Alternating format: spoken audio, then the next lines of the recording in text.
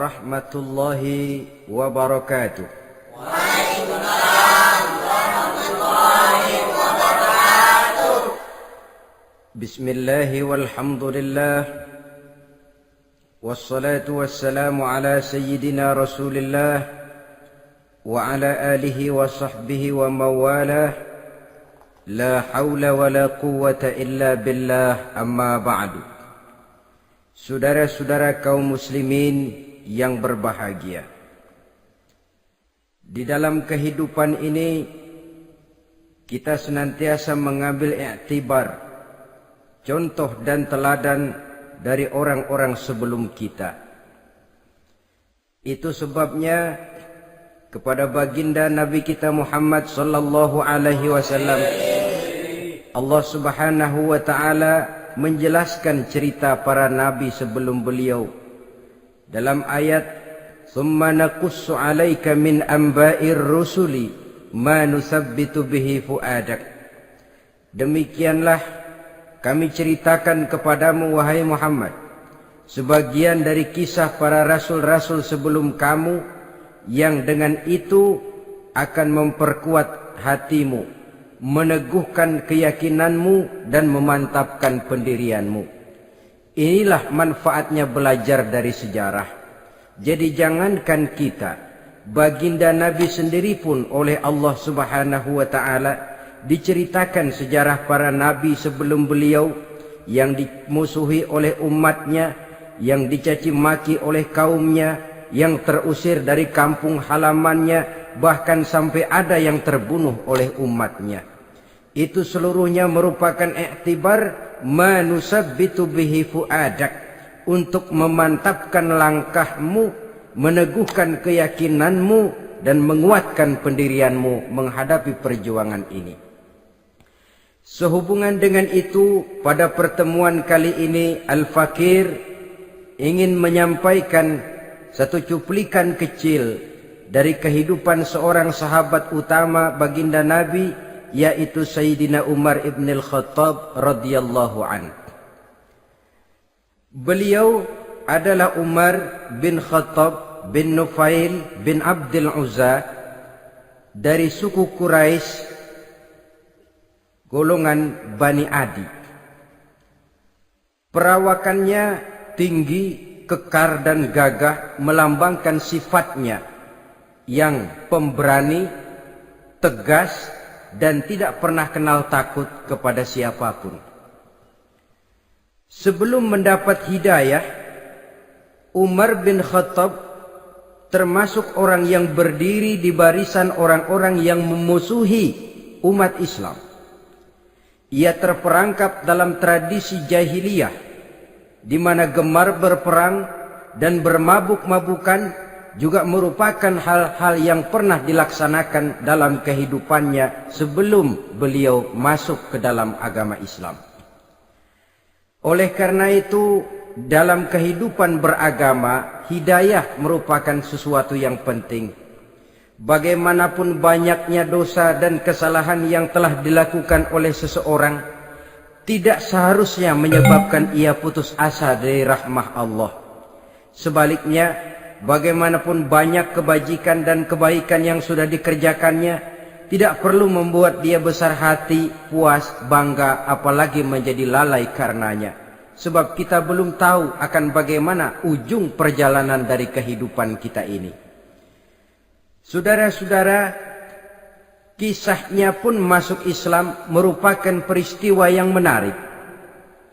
Pada satu hari, dengan pedang terhunus, Umar bin Khattab menuju Darul Arqam, tempat di mana baginda Nabi biasa berkumpul dengan para sahabat. Melihat mukanya yang beringas, matanya yang nanar, orang sudah menyangka dan mengerti ini tentu akan terjadi pembunuhan.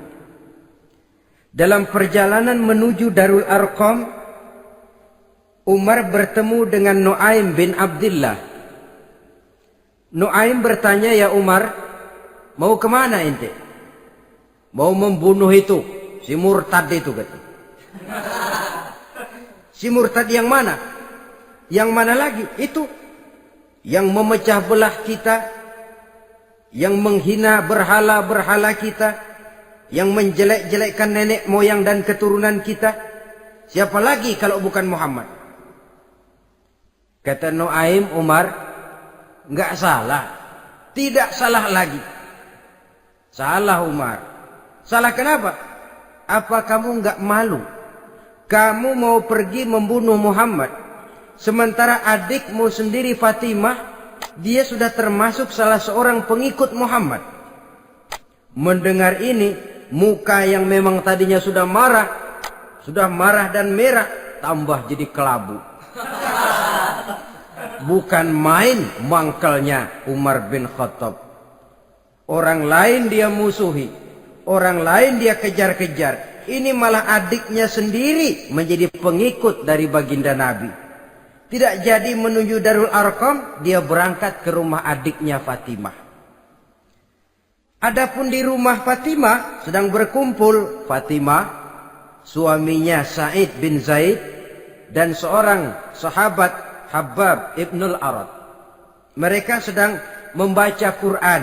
Waktu itu Quran belum lagi dijilid macam sekarang, jadi masih merupakan suhuf atau lembaran-lembaran tercecer saja. Ketuk pintu. Ya tentu tidak assalamualaikum karena dia belum Islam. Tok, tok, tok. Siapa di luar? Umar.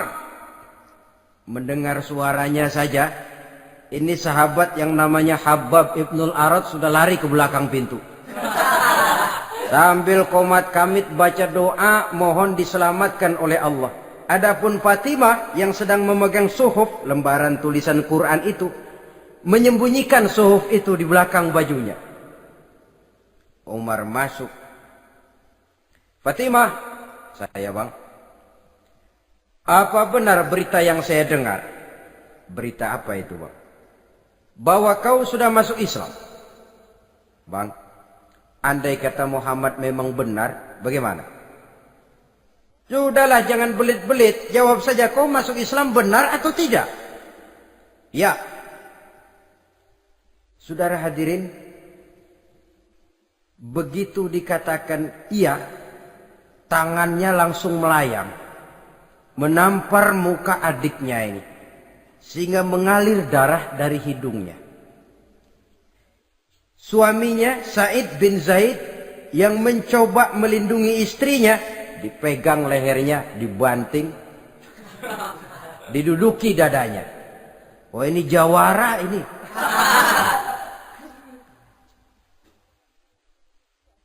Namun pada saat sedemikian, suara kebenaran terpantul dari mulut Fatimah, adik dari Umar bin Khattab ini. Umar, apakah engkau memukul orang yang bersaksi bahwa tidak ada Tuhan melainkan Allah dan Muhammad Rasulullah? Apakah engkau menganiaya seseorang yang terpanggil untuk mengikuti kebenaran? Manusia macam apa engkau, Umar?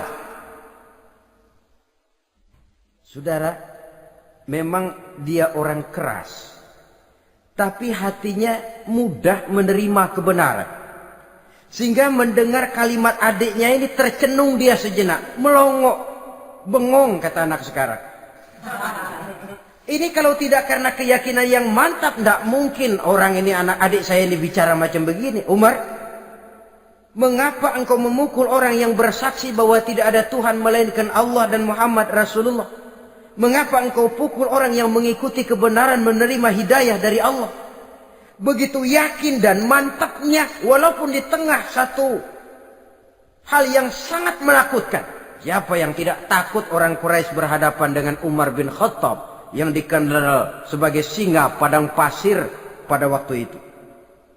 Malahan dia termasuk salah seorang jagoan di tradisi masyarakat jahiliyah itu.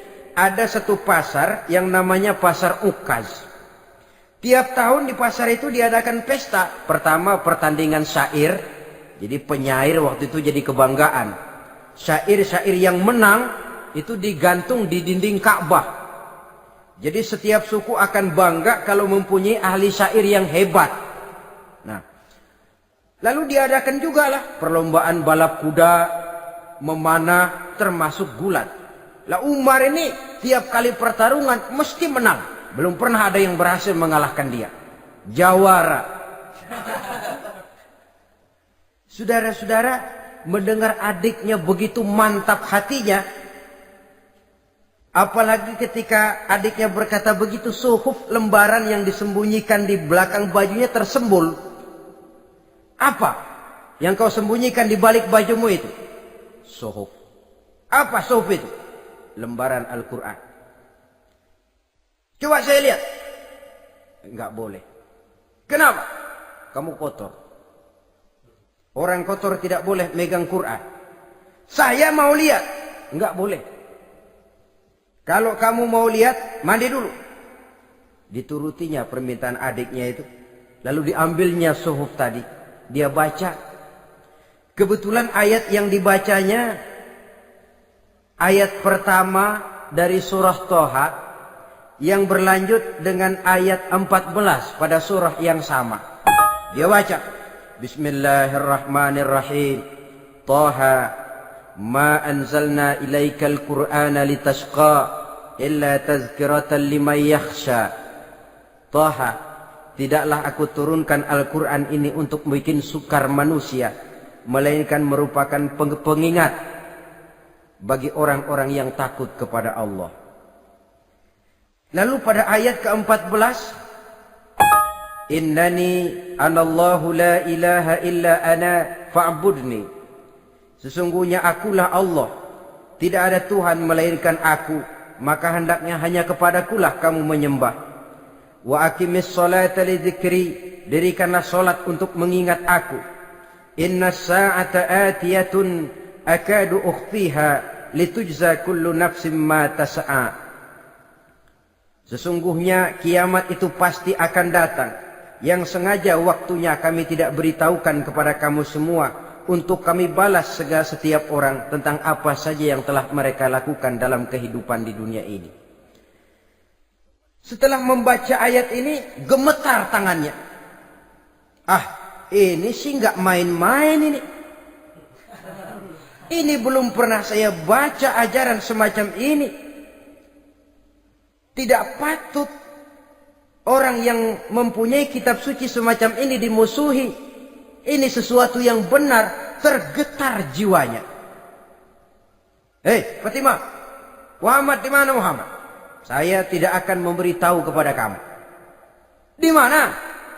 Saya tidak akan memberitahu. Lebih baik kau bunuh saya kalau memang maksudmu mau mencelakakan Muhammad. Sama sekali saya tidak akan mencelakakan dia, Fatimah. Kasih tahu saja, di mana dia? Darul Arqam. Bergegas dia menuju Darul Arqam. Di dalam Nabi memang sedang kumpul dengan para sahabat. Termasuk ada Sayyidina Hamzah yang juga terkenal jawara juga. Ketuk pintu. Ketuk pintu. Siapa di luar? Umar. Di dalam ini geger sebagian sahabat. Umar datang ini pasti bencana. Umar datang, wah, kalau istilah kampung, kerok dan urusannya. Tapi baginda Nabi menenangkan mereka. Tenang. Mudah-mudahan ada hikmahnya. Sayyidina Hamzah tampil. Bukakan dia pintu. Kalau niatnya baik, kita terima. Kalau niatnya tidak baik, saya paling depan. Dibukakan pintu. Begitu dibukakan pintu, Umar masuk merangkul baginda Nabi. Kemudian dengan tersendat, Ashhadu an la ilaha illallah wa ashhadu annaka ya Muhammad Rasulullah. Saya bersaksi tidak ada Tuhan melainkan Allah, dan saya bersaksi bahwa engkau hai Muhammad adalah utusan Allah. Sahabat takbir semua. Allahu Akbar, Allahu Akbar. Kegembiraan meliputi suasana ketika itu. Kenapa? Karena sebelumnya dikala Umar belum masuk Islam, dia merupakan ganjalan yang paling dikhawatirkan oleh umat Islam. Setelah dia masuk Islam, jelas merupakan satu keuntungan yang sangat besar. Dan dia tertarik kepada Islam bukan karena bujuk rayu orang, tidak karena diberikan harta, tidak karena diiming-iming oleh kedudukan tinggi, tapi karena kebenaran, hidayah menembus hatinya melalui wasilah ayat dalam surah Thaha yang dibacanya melalui suhuf yang dipegang oleh adiknya tadi. Sejak saat itu berubah 180 derajat Umar bin Khattab radhiyallahu anhu. Tetapi tetap dengan sifatnya keras, tegas, dan tidak pernah kenal takut kepada siapapun. Cuma kalau sebelum Islam, dia kerasnya kepada Islam. Setelah dia masuk Islam, muter arah. Kepada siapapun yang memusuhi Islam, dia bersikap keras, tegas, dan tidak pernah kenal takut. Bahkan setelah beliau masuk Islam, satu hari ketika di Darul Arqam kumpul-kumpul, waktu itu Nabi belum berdakwah secara terbuka karena pengikut masih sedikit. Sayyidina Umar usul, "Ya Rasul, ada apa Umar? Alasna 'alal haq fi mamatina wa mahyana?" Ya Rasul, bukankah kita ini berdiri di atas sesuatu yang benar? Bukankah mati kita, hidup kita untuk melaksanakan sesuatu yang benar? Bala ya Umar, betul Umar. Wallazi nafsi biyadih, innakum la'alal haq in muttum wa in huyitum. Demi Allah Umar, kata Nabi, sesungguhnya kamu dan kita semua berdiri di atas kebenaran, hidup ataupun mati. Setelah mendapat jawaban begini, Umar masuk kepada tujuan pembicaraannya. Izan ya Rasul, fa fimal ihtifa. Kalau memang begitu ya Rasul, kalau memang kita yakin kita berdiri di atas kebenaran, kita hidup karena kebenaran, kita mati pun memperjuangkan kebenaran, fa fimal ikhtifa. Kenapa mesti ngumpet-ngumpet? Kenapa harus sembunyi-sembunyi? Wallazi ba'asaka bil haq, demi Allah ya Rasul, la takhrujanna wa la nakhrujanna ma'ak. Tuhan harus keluar menyampaikan Islam ini secara terbuka, dan kami akan mendampingi Tuhan dengan segenap jiwa dan raga. Sekali masuk Islam gak tanggung-tanggung. Yang kayak begini ini yang kita perlukan sekarang ini. Begitu masuk Islam gak tanggung seluruhnya, jiwa dan raganya masuk Islam. Beliau yang pertama kali mengajukan ide, kenapa harus dakwah sembunyi ya Rasul? Wong kita berdiri di atas kebenaran, memperjuangkan sesuatu yang hak. Kalau kita mati, kita pun mati membela kebenaran. Kenapa mesti fafimal ikhtifa? Kenapa harus sembunyi-sembunyi? Mulai sekarang mari keluar ya Rasul, saya akan dampingi Tuhan, nyawa taruhannya. Saudara hadirin yang saya hormati, selalu dia tempat-tempat yang pernah dia melaksanakan maksiat sebelum dia Islam, selalu dia kunjungi sampai dia berkata, tidak ada tempat yang pernah saya melakukan kesalahan sebelum saya Islam yang harus saya tutupi dengan kebajikan setelah saya Islam sekarang ini. Bahkan ada satu riwayat menjelaskan beliau itu yang tinggi badannya, kekar perawakannya, gemetar orang ngadepin dia. Tapi beliau sendiri sangat mudah gemetar kalau sudah mendengar ayat-ayat Allah. Sehingga ada satu riwayat menjelaskan Sayyidina Umar itu setelah masuk Islam, kalau sholat kadang-kadang bila menoleh ke kanan beliau senyum, bila menoleh ke kiri beliau menangis berurai air mata. Ada orang bertanya, ya Umar, kenapa menengok ke kanan kau senyum, ke kiri kau menangis? Itulah kalau saya ingat jahilnya saya sebelum Islam. Adapun bila saya menoleh ke arah sebelah kanan saya tersenyum, teringat betapa dulu saya membuat berhala dari korma. Saya tumpuk-tumpuk, saya susun begitu.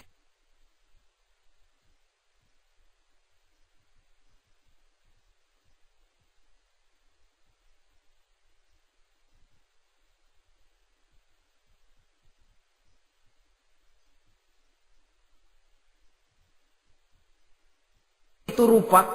Setelah saya sembah, saya makan itu korma.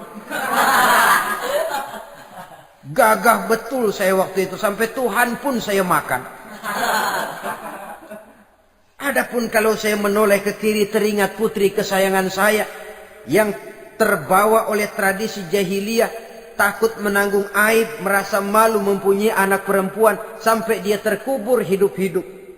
Berurai air mata saya mengingat semua itu. Padahal Nabi sudah memberikan jaminan. Sebab saudara jangan lupa, orang kafir masuk Islam, dalam Islam itu dihitung dari bayi lagi. Dari nol, itulah untungnya. Jadi misalnya sudah 60 tahun, dari kecil sampai 60 tahun kafir. Umur 61 masuk Islam. Nah, sejak umur 61 itulah yang dihisab oleh Allah. 60 tahun ke bawah gratis bersih pemutihan. Istimewa betul. Tapi jangan lalu diniatin, gua kafir aja ah. Nanti sudah tua-tua mau giliran mati baru Islam. Nah, itu diniatin lain. Ini yang karena faktor hidayah, saudara-saudara. Nah, cintanya kepada baginda Nabi luar biasa. Dalam setiap pertempuran beliau selalu di front terdepan. Bahkan demikian cintanya sampai ketika hari di mana baginda Nabi wafat, saudara-saudara. Disampaikan berita wafat Nabi kepada Umar ini. Ya Umar, baginda Nabi sudah wafat. Kamu ngomong apa? Baginda Nabi sudah wafat. Bukan sedih, nyabut pedang, keluar matanya melotot. Siapa yang bilang Muhammad mati, saya tabas batang lehernya. Begitu cintanya beliau kepada baginda Nabi, sampai-sampai nggak menerima kalau Nabi wafat. Taruhlah nggak bisa mati bersamaan, bolehlah mati beriring-iring saja barangkali maksudnya. Saudara-saudara, cabut pedang, kelayaban kemana-mana. Ayo, siapa ngomong Muhammad mati, saya tabas batang lehernya. Sampai bertemu dengan Sayyidina Umar, Sayyidina Abu Bakar. Di tempat orang banyak, Sayyidina Abu Bakar yang bijaksana ini pidato. Ayuhan nas, man kana ya'budu Muhammadan fa inna Muhammadan qad mata. Wa man kana ya'budu Allah fa inna Allah hayyun la yamut. Wahai manusia, barang siapa yang menyembah Muhammad, maka Muhammad sudah mati. Tetapi barang siapa yang menyembah Allah, Allah akan hidup selamanya dan tidak akan pernah mati.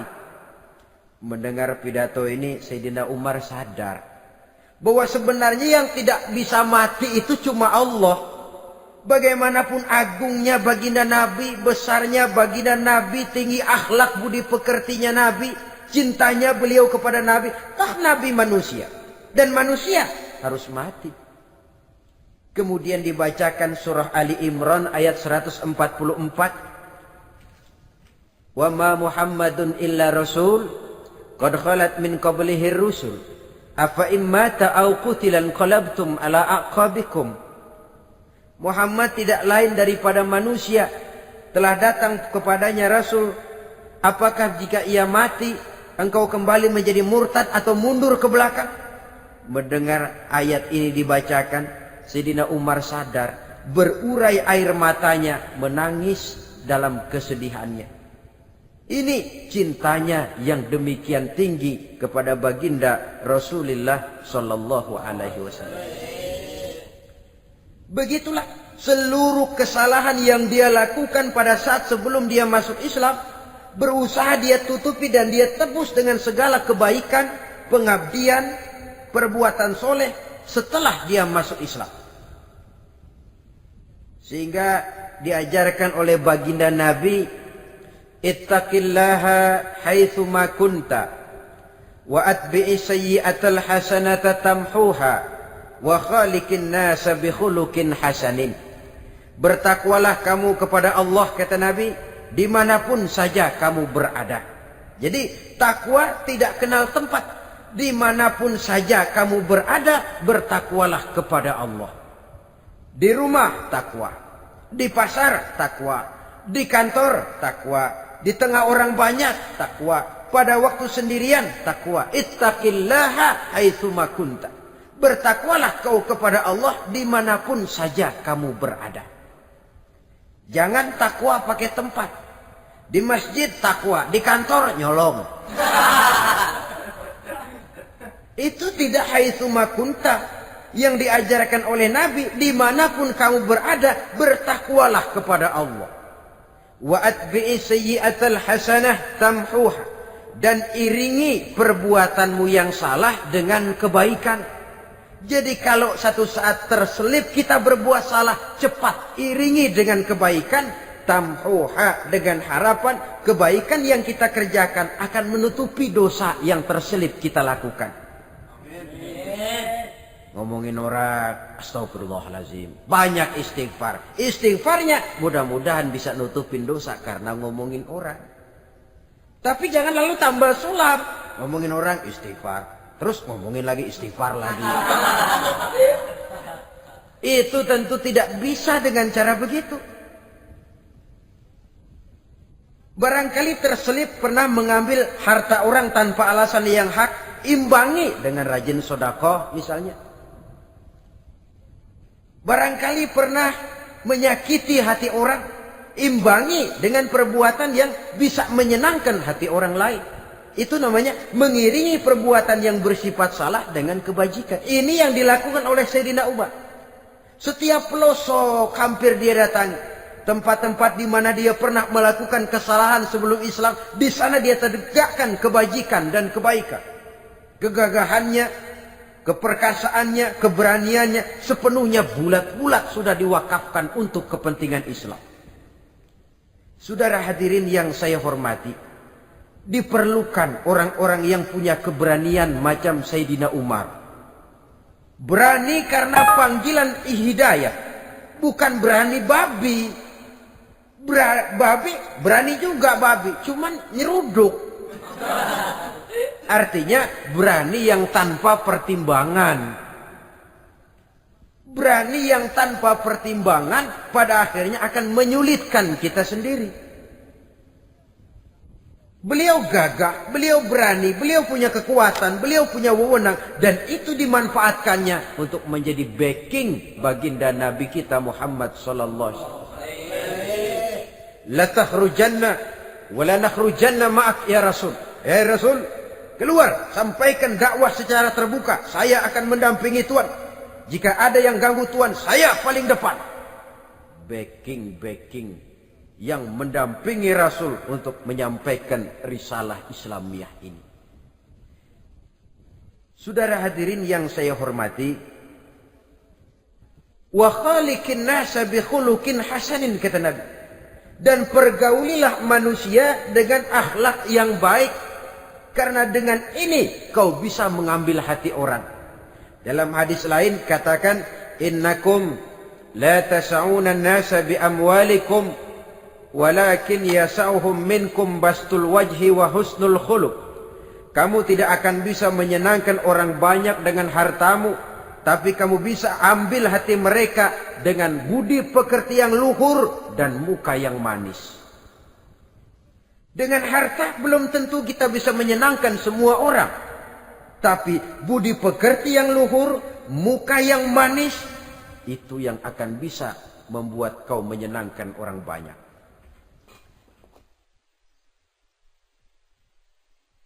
Setelah baginda Rasul wafat, pernah ketika berkumpul, Sayyidina Abu Bakar berkata kepada Sayyidina Umar, "Ya Umar, saya baiat kamu untuk menjadi khalifah." Jawab beliau, "Sayalah yang akan membaiat Tuan. Tapi Anda lebih utama dari saya Umar. Keutamaan saya akan saya berikan kepada Tuan untuk mendukung kekhalifahan Tuan." Di sini kelihatan wataknya yang tidak ambisius. Gagah, berani, perkasa, tapi tahu diri. Enggak nyelonong. Tidak menggunakan kekuasaannya, kegagahannya untuk maksud yang sewenang-wenang. Oleh karena itu setelah Sayyidina Abu Bakar wafat, beliau dilantik menjadi khalifah, keluarlah pidatonya yang terkenal. Ayuhan nas, inni qad wullitu alaikum walastu bi khairikum. Hai manusia, aku telah dipilih menjadi pemimpin kamu. Padahal aku bukanlah orang yang terbaik di antara kamu. Kalau tidaklah karena aku melihat keutamaan, keteguhan yang dapat melindungi kalian, berat rasanya aku memikul amanah ini. Sebab apa? Alangkah beratnya menunggu datangnya perhitungan di akhirat nanti terhadap Umar. Ini yang jadi motifnya memegang jabatan khalifah. Sungguh berat bagi Umar menunggu datangnya saat perhitungan. Sehingga seolah-olah kalau bisalah jadi Umar bin Khattab saja, jangan jadi khalifah kalau bisa. Tapi moya umat sudah kadang memilih. Sehingga benar kalau dalam satu hadis Nabi pernah mengajarkan jangan memberikan satu jabatan kepada orang yang memintanya. Sebab orang kalau sudah minta jabatan, apalagi pakai jilat-jilat, pakai upeti-upeti, tentu ada tendensinya. Ada batu di balik udang. Kalau udang di balik batu kan mungkin nggak kelihatan, tapi kalau batu di balik udang kelihatan betul itu. Ada maunya, ambisinya. Jangan memberikan satu jabatan kepada orang yang memintanya. Seakan di batinnya Sayyidina Umar menyesali. Kenapa Umar nggak jadi Umar saja, kok mau jadi khalifah gitu. Alangkah berat perhitungan buat saya di akhirat nanti. Nah, setelah jadi khalifah, sebagai satu i'tibar, saya akan mencoba mengemukakan beberapa sifatnya yang menonjol untuk pelajaran buat kita semua. Pertama, sikapnya terhadap keluarganya setelah beliau menjadi khalifah. Kedudukan sebagai keluarga Umar bin Khattab bukan merupakan kedudukan istimewa. Itu ditanamkan betul kepada keluarganya. Jangan karena bapakmu khalifah, lalu mentang-mentang anak khalifah kau merasa dapat fasilitas, merasa bisa berbuat semau-maumu, kau harus punya tanggung jawab dan beban moral, memberikan contoh yang lebih baik kepada rakyat. Ini yang ditekankan kepada keluarganya. Kalau beliau mau mengeluarkan undang-undang, undang-undang itu lebih dahulu dibicarakan di tengah keluarganya, kumpul anak-anaknya, ini akan ada undang-undang begini. Siapa di antara kalian mau mentaati, persilakan, yang tidak pun persilakan. Tapi saya ingatkan, kalau ada dari keluarga Umar yang melanggar peraturan yang saya keluarkan ini, saya akan menghukumnya 2 kali lipat karena dia keluarga saya. Menghukumnya 2 kali lipat karena dia keluarga saya. Jadi bukan mentang-mentang anak babe, lalu kebal hukum. Tidak. Siapa yang di antara kalian melanggar peraturan ini, akan aku kenakan hukuman 2 kali lipat karena dia keluargaku. Nah, saudara hadirin yang saya hormati, lalu berwibawa, dijaga betul keluarganya. Suatu hari beliau datang ke rumah putranya Abdullah bin Umar. Ketika masuk dilihatnya Abdullah bin Umar sedang makan daging. Makan daging. Merah muka Umar. Mentang-mentang anak khalifah ya. Mentang-mentang anak Amirul Mukminin ya, kamu makan daging. Lihat tuh rakyat kita masih banyak yang kelaparan, makan daging, makan roti keras. Padahal itu halal. Sesuatu yang diperoleh dengan usahanya sendiri. Tetapi begitu hati-hatinya Umar untuk menjaga pandangan orang. Keluarga khalifah merupakan beban moral sebab akan dijadikan contoh oleh rakyatnya. Mentang-mentang anak khalifah ya makan daging. Lihat tuh rakyat, roti keras digarotin. Lain saat beliau pergi ke satu pasar. Di situ dilihat ada sapi gemuk-gemuk. Tempat lain sapinya kurus-kurus. Tanya, ini yang gemuk-gemuk sapi siapa? Sapi Abdullah bin Umar. Sapi anaknya. Panggil Abdullah bin Umar, suruh sini. Datang anaknya itu. Abdullah bin Umar, bagaimana ceritanya sampai ini? Begini, Bapak. Dahulu itu dengan uang saya beli sapi kurus-kurus. Lalu saya rawat. Saya berikan upah orang untuk merawat sapi-sapi itu. Sampai sekarang dia menjadi gemuk. Akan saya jual dan keuntungannya tentu sesuatu yang halal. Subhanallah, kata Umar. Kau ini anak Amirul Mukminin. Jual sapimu. Ambil modalnya, untungnya, masukkan Baitul Mal untuk urus kepentingan orang Islam. Dia nggak mau anaknya terlibat bisnis, ndompleng kekuasaan ayahnya. Karena mentang-mentang anak khalifah lalu segala macam bisnis lancar. Orang takut karena apa? Anak babe. Ada lagi. Pada waktu pembagian harta ghanimah, putri beliau yang namanya Hafsah, ini adalah istri baginda Nabi, meminta bagian. Kaum kerabat ayah, ini kerabat khalifah, kitalah dulu kerabat. Kalau kau kerabatku, maka jatahmu nanti dari ayahmu. Harta ini masih lebih banyak dibutuhkan oleh orang-orang Islam.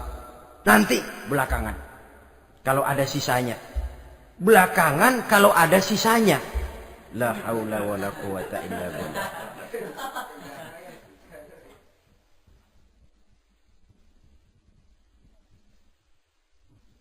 Saudara hadirin, itu terhadap keluarganya.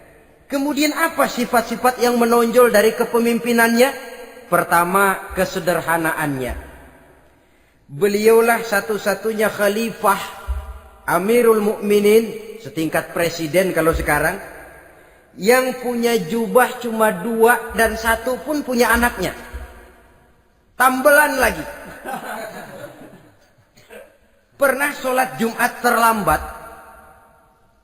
Beliau naik mimbar untuk khutbah, sebelumnya minta maaf dulu. Saudara-saudara, maaf saya terlambat nungguin baju kering. Seorang khalifah nungguin baju kering. Sederhana dalam kehidupannya. Mari kita ambil satu cerita lagi. Pada waktu beliau jadi khalifah, yang diangkat jadi gubernur di Mesir adalah Amr bin As. Amr bin As hidupnya lebih mirip kaisar. Istananya besar, pakaiannya bagus-bagus. Nah, yang paling mengganggu pikiran Amr bin As, di sebelah istananya ini ada gubuk reot, kepunyaan orang Yahudi lagi. Ah, ini nggak pantas bener, masa di samping istana gubernur ada gubuk reot. Orang Yahudi lagi yang punya. Ini mesti, udah, bikin saja rencana, panggil dinas tata kota, bikin planning. Di sini mau dibangun masjid, proyek negara. Bikin gambarnya, susun anggarannya, tender. Saudara-saudara, si Yahudi yang punya gubuk reot dipanggil. Yahudi, ada apa, Pak? Kamu tahu nggak? Enggak. Iya, memang belum saya kasih tahu.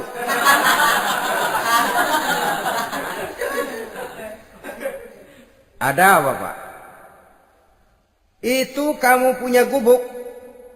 Tahu? Kena proyek. Proyek apa, Pak? Kami mau bangun masjid besar di situ. Dan tidak sesuai ada gubuk reot di samping tempat gubernur. Jadi maksud Bapak, gubukmu, tanah-tanahnya mau saya bebaskan. Saya beli. Enggak mau, Pak. Saya enggak mau jual. Saya bayar 2 kali lipat. Enggak mau. 3 kali lipat. 6 kali lipat juga enggak mau, Pak. Saya dari muda peres keringat banting tulang cuma segitu-gitunya, Pak, tempat saya tinggal. Gubuk reot sama tanahnya sedikit. Makmur saya, Pak, cuma rumah sama sumur.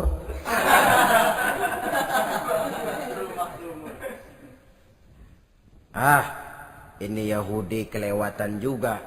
Akhirnya turun perintah, sudah, kalau dia nggak mau dibebaskan, gusur saja, tarik, ambil bulldozer. Digusur. Yahudi ini berurai air matanya. Aduh, begini jadi rakyat kecil, udah jatuh ketiban ember lagi. Tapi pikir-pikir Amr bin As kan bukan yang paling atas. Dia kan cuma pejabat, masih ada atasannya lagi. Lapor lapor. Yahudi ini berangkat ke Madinah. Bayangkan dari Mesir ke Madinah. Jalan. Di sepanjang jalan dia berpikir membanding-banding. Kalau gubernurnya saja istananya begitu mewah, apalagi khalifahnya. Kalau gubernurnya galak main gusur, apalagi khalifahnya. Dan saya bukan orang Islam, apa dia lemin ngadu? Apa dapat tanggapan? Berangkat dia sambil harap-harap cemas. Sampai di pintu kota Madinah, dia temui orang lagi tidur di bawah pohon korma. Selamat siang, Pak. Ada apa? Pak. Apa? Mau lapor. Lapor apa? Bapak tahu Khalifah Umar bin Khattab? Tahu? Istananya di mana, Pak? Istananya di atas lumpur. Di atas lumpur. Di atas lumpur. Pengawalnya banyak, Pak. Banyak. Siapa, Pak? Yatim piatu, janda-janda tua, orang-orang miskin, orang-orang lemah, itu pengawalnya. Pakaian kebesarannya apa sutra apa, Pak? Pakaian kebesarannya malu dan takwa. Saya nggak ngerti, Pak. Itulah Umar bin Khattab. Lalu orangnya sekarang di mana, Pak? Di depan ente. Rupanya yang dia tanya itulah orangnya. Gemeter Yahudi ini, keringat bercucuran. Coba, istananya di atas lumpur. Sebab beliau berprinsip, bagaimana saya bisa menghayati nasib rakyat kalau saya tidak merasakan apa yang mereka rasakan? Bagaimana saya nggak bisa tahu sakitnya lapar kalau saya belum pernah kelaparan? Itu prinsipnya. Istananya di atas lumpur. Para pengawalnya yatim piatu, janda-janda tua, orang-orang miskin, orang-orang lemah dan tidak mampu. Dan pakaian kebesarannya malu dan takwa. Kamu dari mana? Dari Mesir, Pak. Ada apa? Mau laporan gubernur Bapak di Mesir yang namanya Amr bin As. Kenapa? Main gusur aja, Pak. Ceritanya? Iya, dia mau bangun masjid. Kebetulan di areal itu saya punya tanah sama gubuk segitu-gitunya. Saya nggak mau dibeli, digusur, Pak. Saya mau mencari keadilan. Begini. Kamu lihat tempat sampah itu? Lihat. Di situ banyak tulang. Coba kamu ambil kemari satu. Tulang unta, bawa sini. Bingung Yahudi. Pak, saya kemari mau cari keadilan. Kalau tulang mah di Mesir juga banyak, Pak. Sudahlah, pokoknya kau ambil saja tulang itu. Dicoker-coker dapat dikasih. Tulang itu digaris lurus oleh Sayyidina Umar dengan ujung pedang. Red. Nah, kau bawa kepada Amr bin As. Makin bingung itu Yahudi. Suruh bawa tulang cuman digaris. Nanti saya ngomong apa, Pak? Sudahlah, kasih saja. Pulang dia. Sampai di Mesir. Tuan Gubernur, ada apa? Saya baru menghadap khalifah. Kemudian beliau sampaikan ini, dikasih tulang. Amr bin As ngelihat tulang ada goresan lurus dengan ujung pedang, gemetar. Badannya keluar keringat dingin. Panggil kepala proyek. Proyek batal. Masjid nggak jadi didiriin. Itu gubuk Yahudi diriin lagi. Ini Yahudi makin bengong. Ini gubernur dapat tulang doang segitu takutnya.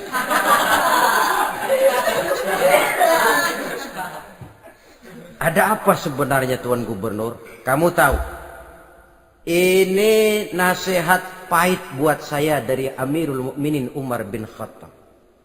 Seolah-olah beliau bilang, "Hai Amr bin As, jangan mentang-mentang sedang berkuasa ya. Pada suatu saat kau akan jadi tulang-tulang kayak begini. Maka mumpung kamu masih hidup dan berkuasa, berlaku lurus dan adillah kamu seperti lurusnya garis di atas tulang ini. Red. Lurus, adil, jangan bengkok. Sebab kalau kamu bengkok, nanti aku yang luruskan pakai pedangku. Siapa yang nggak ngeper digituin? Sampai akhirnya apa? Kata si Yahudi, Pak, kalau begitu Islam adil ya. Adil. Kalau gitu biarin dah Pak, tanah saya. Mau kamu jual? Bukan saya jual Pak, saya kasih aja dah. Campur gubuk-gubuknya, ambil aja dah.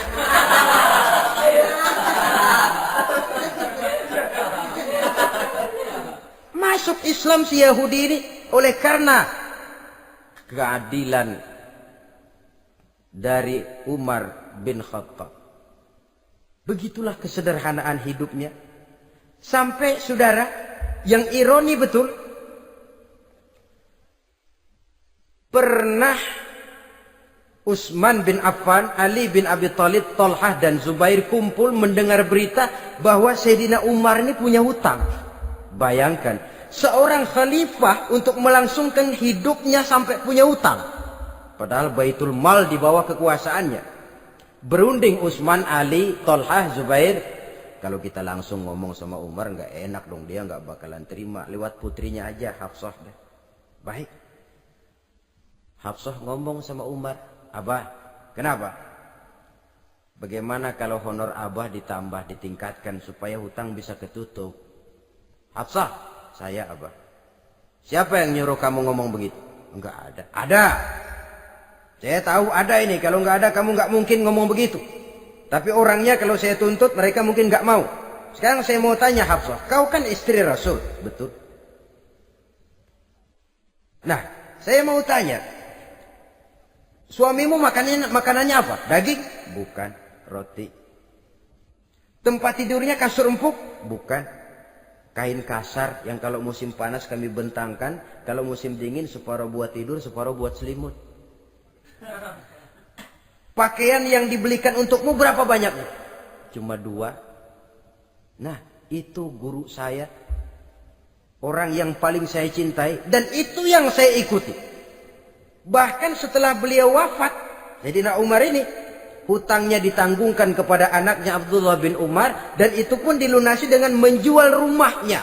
Sehingga rumahnya itu disebut Darul Qadha, rumah bayar hutang. Begitu kesederhanaannya. Jadi nggak pakai aji mumpung jadi khalifah lalu kayak ikan gurita, tangan yang mana aja megang.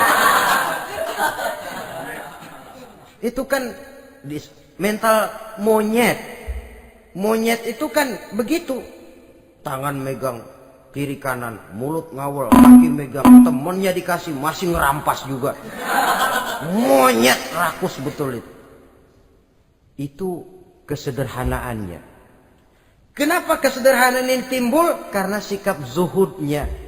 Zuhud itu tarkud dunia li ajlil akhirah. Orang yang mengambil dunia hanya yang diperlukan dengan lebih mengutamakan kehidupan akhirat. Watak zuhudnya yang sangat menonjol. Dialah pahlawan yang paling berani di medan perang. Dialah imam yang paling khusyuk di masjid. Dan tidak jarang kalau sholat sendiri, begitu membaca ayat yang menceritakan neraka, nangis berurai air matanya. Saudara hadirin ma'asyiral muslimin rahimakumullah.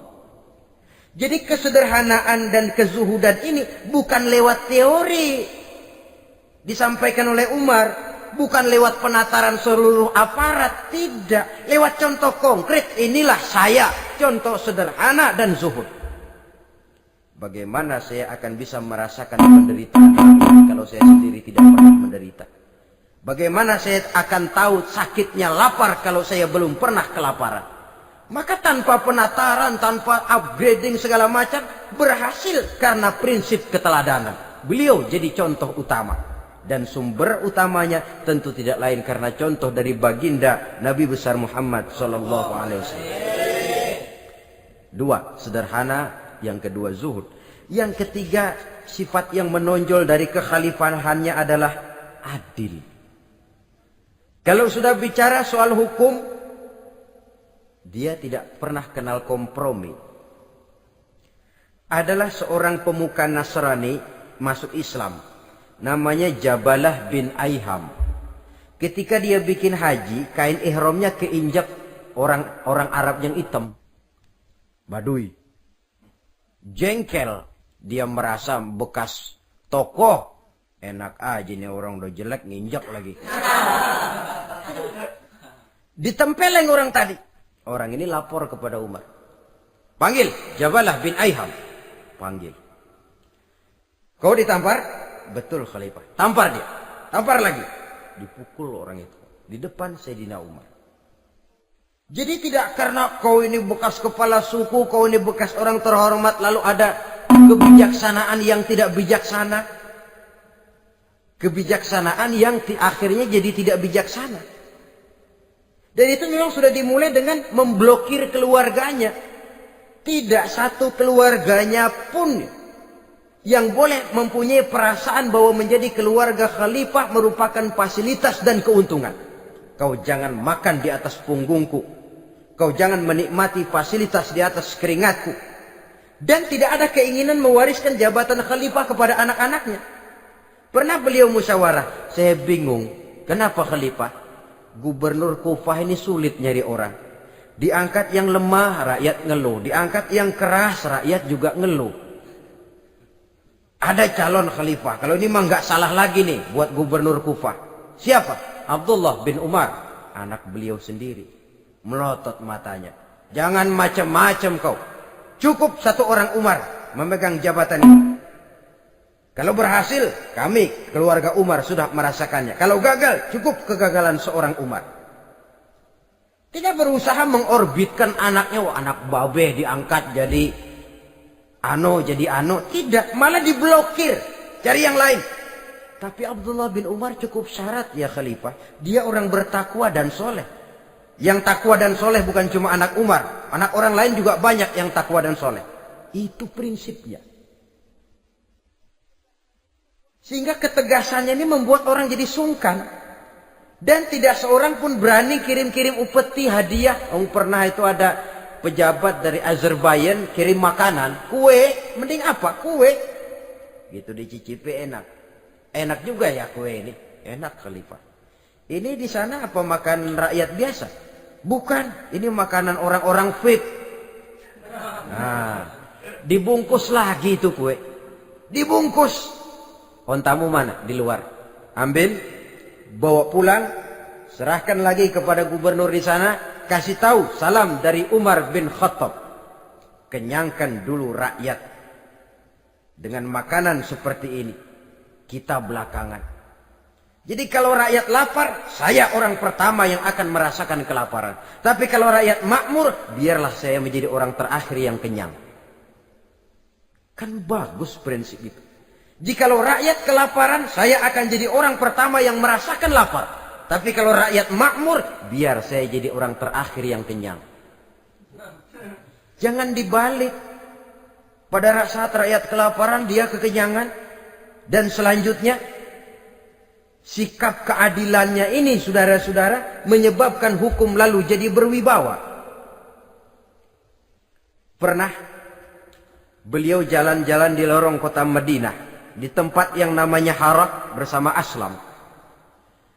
Ada ibu-ibu, anaknya nangis.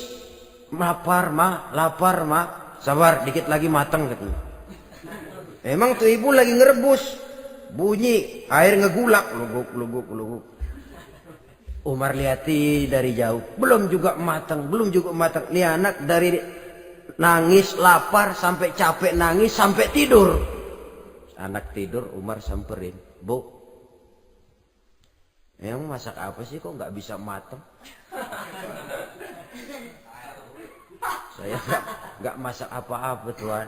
Itu pating kerubuk apa? Ketika dibuka ya cuma air saja. Subhanallah, ibu sudah ngebohongi anak ibu sendiri. Habis harus bagaimana tuan? Saya sudah nggak punya makanan untuk dimasak. Sementara perut nggak kenal kompromi.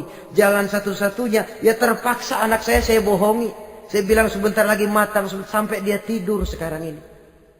Memangnya Khalifah Umar gimana sih ngurusi rakyatnya? Subhanallah, dia orang zalim. Dia yang memegang urusan kami, tapi dia nggak tahu nasib saya. Anak kelaparan, keluarga terlantar. Oh begitu. Iya, zalim betul Umar bin Khattab itu. Kalau begitu ibu tunggu sebentar. Dia pulang bersama Aslam menuju Baitul Mal. Dia ambil tepung 1 karung, dipikul sendiri. Dipikul sendiri, kata Aslam, ya Khalifah biar saya yang bawa. Jangan. Kenapa Khalifah? Apa kau kira kau sanggup mikul dosa saya di akhirat nanti? Biar saya yang mikul sendiri. Dia bawa ke tempat tuh ibu-ibu. Dia masakin sendiri. Nah bu, sudah matang, persilakan masak. Makan. Alhamdulillah Tuan. Mudah-mudahan Allah memberkahi Tuan. Tuan lebih baik dari Umar bin Khattab yang zalim itu. Memang sebenarnya Tuan siapa, kata tuh ibu? Saya. Iya. Saya ya Umar bin Khattab yang ibu bilang zalim itu. Gemetar si ibu. Gemetar si ibu. Tapi memang peka dan menghargai kritik orang. Tidak membungkam setiap orang yang nadanya sumbang atau berbeda. Kadang beliau berkata, saya khawatir karena orang terlalu segan dengan saya, lalu nggak ada yang berani negor kalau saya salah. Kan begitu biasanya. Karena sudah terlalu segan, lalu semuanya orang mau diaminin saja. Asal dibilang nggak benar, marah, jengkel. Lalu disingkirin, maunya diiyain, inge kulonuwun. Oke bos. Beliau bilang, saya khawatir kalau tidak ada orang yang mau menegur kesalahan saya jika saya terlanjur nanti. Tahu-tahu muncul orang, demi Allah, saya akan menegur Tuan dengan pedang saya ini. Cerah mukanya, senyum bibirnya, alhamdulillah, anak muda, saya memerlukan orang macam kau. Yang berani berkata ya terhadap yang benar dan tidak terhadap yang tidak benar, apa dan bagaimanapun resikonya. Di sini kelihatan sikap beliau menghadapi orang yang berbeda pendapat. Keadilan, keberanian dan ketegasan, cepat menerima kebenaran merupakan serentetan dari sifat-sifat utama beliau sejak masuk Islam sampai menjadi khalifah yang kedua. Bahkan dengan jasa beliau, Islam kemudian tersebar, menembus dinding Jazirah Arabia, memasuki Bizantium dan Persia, sehingga beliau juga dikenal sebagai periode Al-Futuhat Al-Islamiyah. Nah, saudara-saudara, inilah cuplikan kecil dari kehidupan seorang agung dan besar yang memang sangat terbatas kata-kata untuk melukiskan kebesaran itu. Namun yang secuplik ini mudah-mudahan menjadi sumbangan moral dalam rangka kita memperbaiki diri menuju kehidupan yang lebih baik. Terima kasih banyak atas segala perhatian. Mohon maaf atas segala kekurangan. Usikum wa nafsi bitaqwallah. Wassalamualaikum warahmatullahi wabarakatuh.